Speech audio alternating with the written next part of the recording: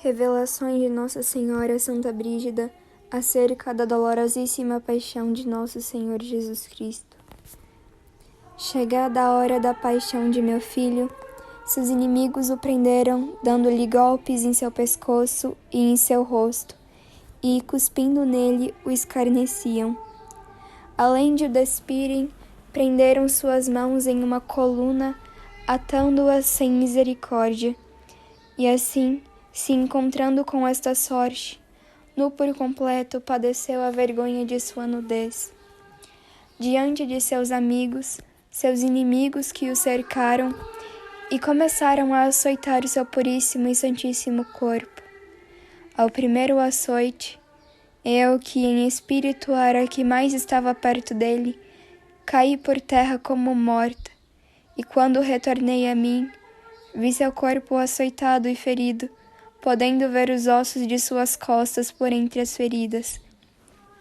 E todavia, era mais cruel quando o açoitavam com uma corda, pois estes açoites arrancava pedaços de sua carne, deixando-a sulcada como uma terra arada. Quando meu filho estava entregue a esta sorte, todo banhado de sangue, sem haver em todo o seu corpo parte sã, nem onde se pudesse dar um açoite a mais, um homem chegou até os carrascos, e com nojo lhes disse: "Querem matar este homem antes que ele seja julgado?" E então cortou as cordas que prendiam Jesus. Com as mãos livres, meu filho se vestiu como pôde, e viu o lugar onde estavam seus pés, todo cheio de sangue. Foi deixando suas pegadas ensanguentadas. Acompanhei todos os seus passos, porque ao andar deixava a terra empapada com seu sangue precioso. Não lhe deram espaço para que se vestisse, e com grande pressa e empurrões o levaram como um ladrão. Com grande dificuldade ele tentava limpar o sangue que tinha nos olhos.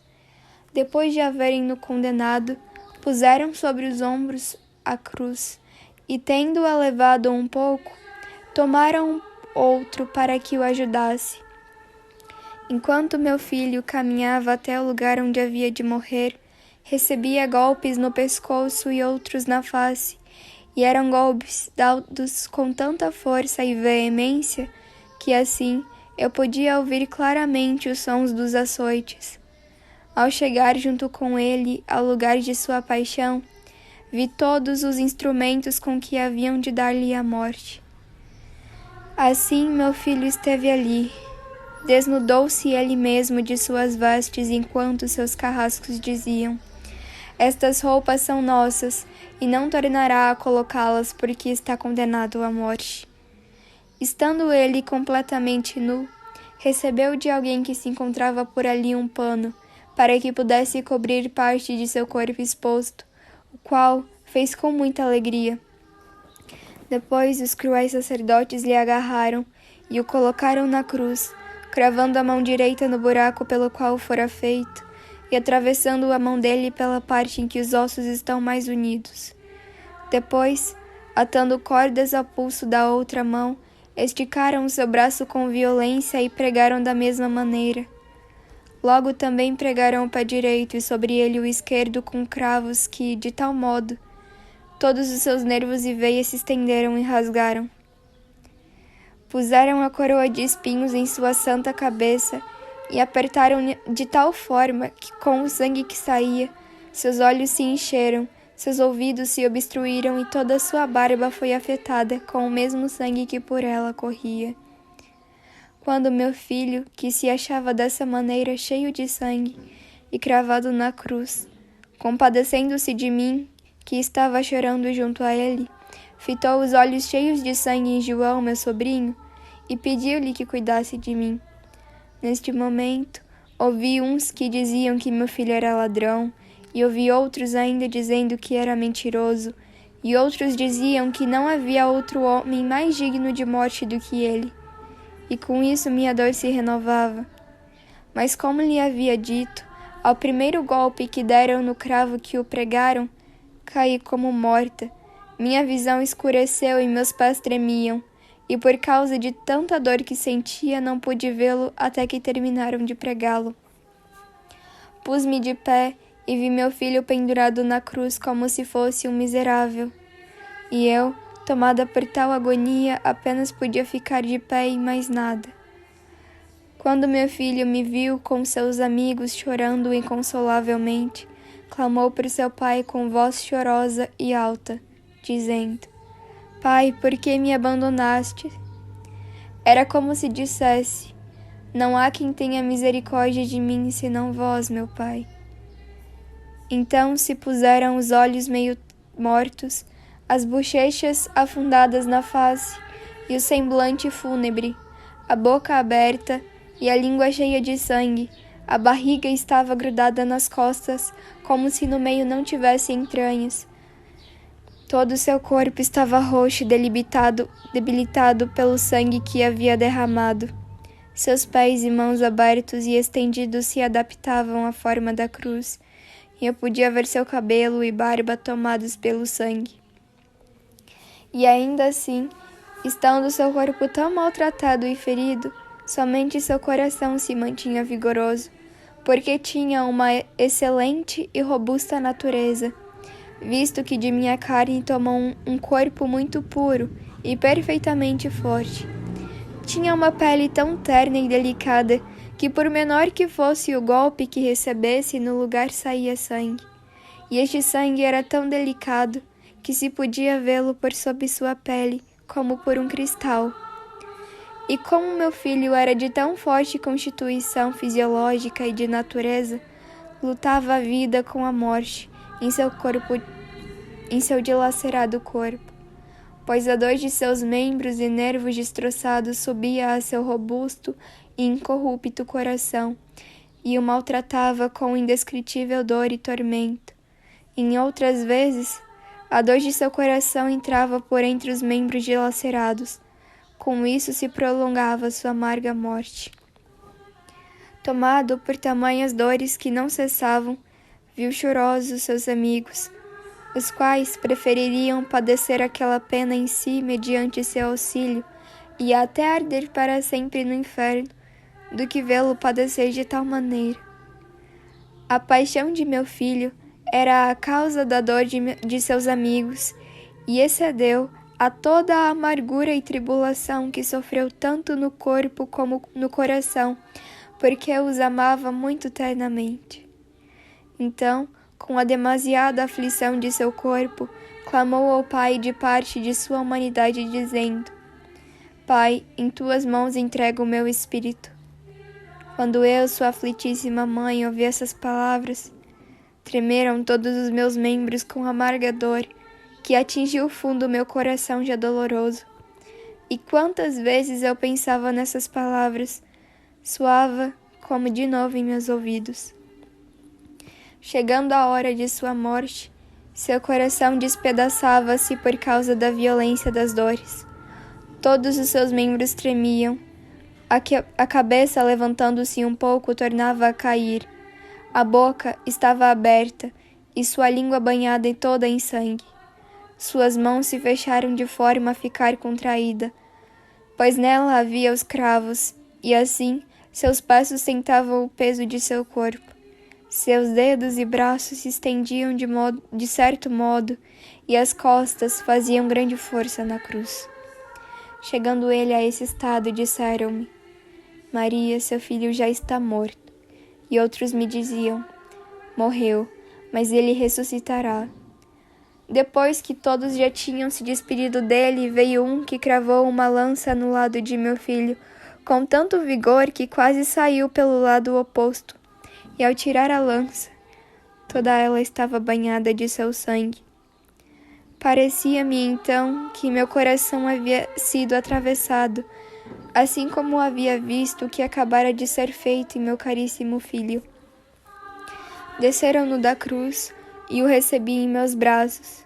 Sua aparência era senão de um leproso cadavérico, porque os olhos estavam já mortos e repletos de sangue, a boca fria como a neve, a barba eriçada, a face contraída, as mãos e os braços tão deslocados que não se podia segurar, e assim colocaram em cima de meu ventre. Da maneira em que esteve na cruz, eu o tive em meus braços, como um homem que recebera tormento em todo o seu corpo. Envolveram-no em um lençol limpo, e eu o sequei com minhas roupas de linho, suas feridas, limpando suas chagas e fechando-lhe os olhos e a boca, que em sua morte permanecerão abertos. E por último, o colocaram no sepulcro.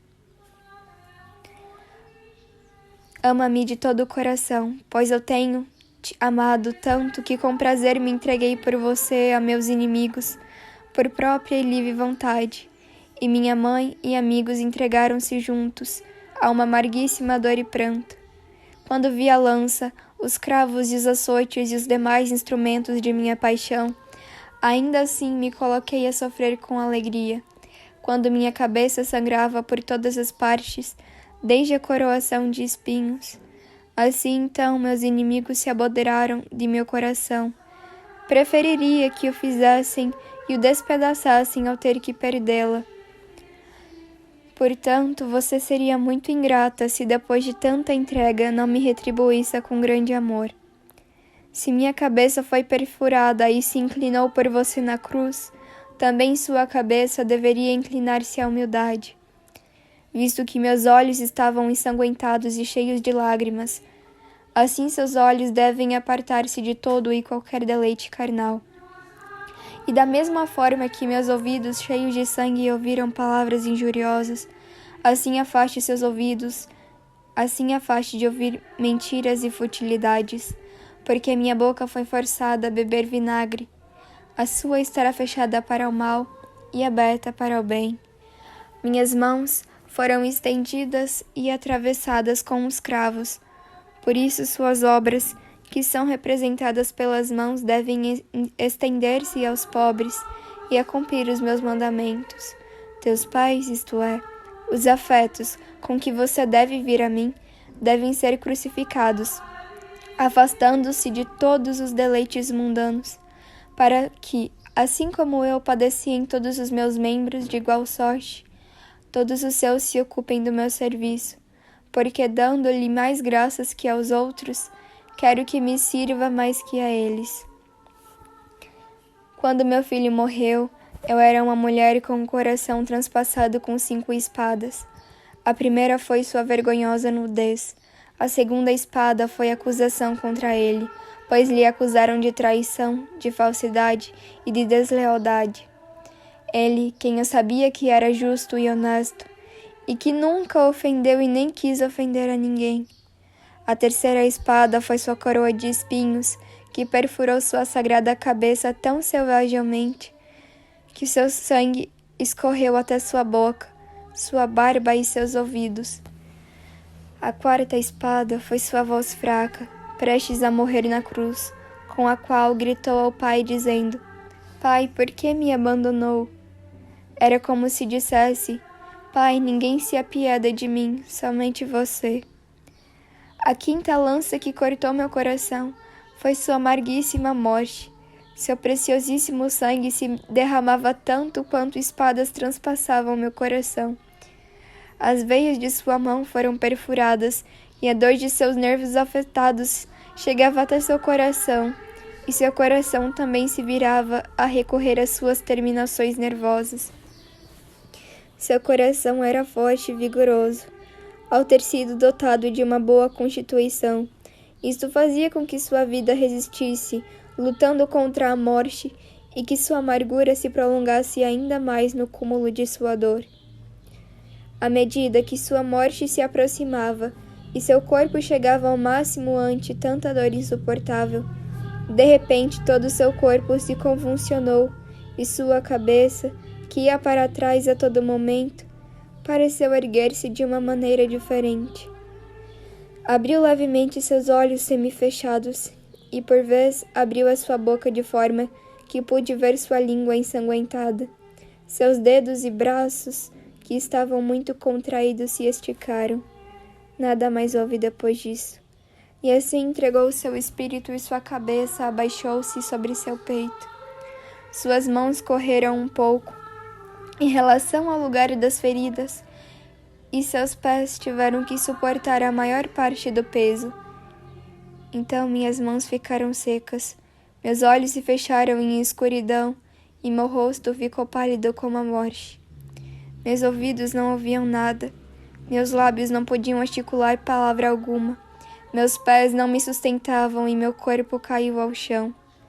Quando me levantei e vi meu filho com um aspecto pior que um leproso, lhe entreguei toda a minha vontade, sabendo que tudo havia ocorrido segundo a sua, e que nada disso teria sucedido sem que ele não houvesse permitido. Dei-lhe graças por tudo, e certo júbilo se misturou em minha tristeza, porque vi que ele, que nunca havia pecado, e por seu grandiosíssimo amor, que sofrê-lo todos pelos pecadores, que estes que estão no mundo possam contemplar o que passei quando morreu meu filho, e que sempre o tenham em sua memória. Maria falou: Você deve refletir sobre 5 coisas, minha filha. Primeira, como todos os membros do corpo do meu filho foi esticado na sua morte, e como seu sangue esvaía e corria por cada membro de suas chagas enquanto estava sofrendo esgotamento. Segunda, como seu coração foi perfurado tão amargamente sem misericórdia por aquele homem, que enfiava a lança até que ela atingisse uma costela, e ambas as partes do coração estivessem na lança. Terceira, reflita sobre como ele foi retirado da cruz. Os 2 homens que o desceram fizeram uso de 3 escadas. Uma alcançou seu pé, a segunda bem abaixo de seus braços e axilas, a terceira no meio de seu corpo. O primeiro homem subiu e o segurou pelo meio. O segundo puxou o prego da outra mão. Os pregos se estendiam pela trave mestra.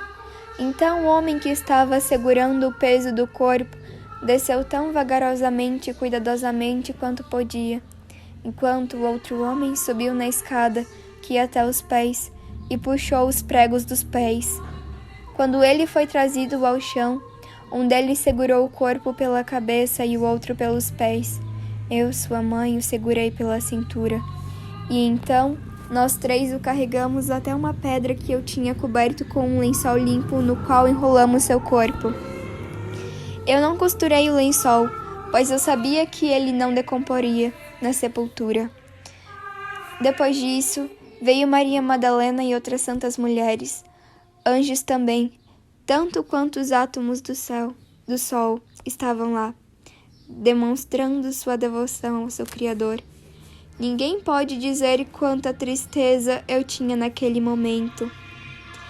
Eu estava como uma mulher dando à luz e que tremia todos os seus membros de seu corpo após o nascimento.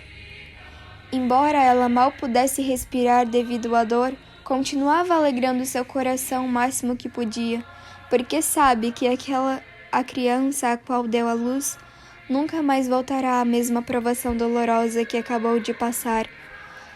Da mesma maneira, embora nenhuma tristeza possa ser comparada à minha tristeza por causa da morte do meu filho, minha alma continuava se alegrando, pois eu sabia que meu filho não morreria mais, porém viveria para sempre. Assim, minha tristeza foi misturada com uma medida de alegria.